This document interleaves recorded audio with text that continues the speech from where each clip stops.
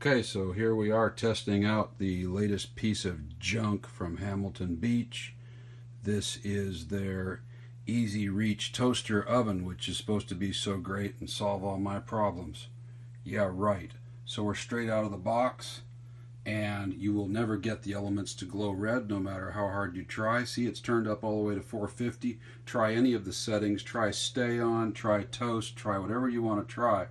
This thing will not turn the elements up red.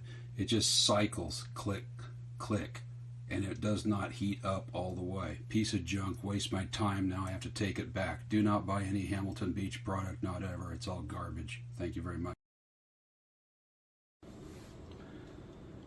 So this was a great purchase. I use it all the time and it's still going strong. The convection feature is great, and it does pizzas really well. However, I would like to say that I do rotate the pizzas sometimes because it is a little bit uneven, but it's not a big deal. I would get this one again regardless.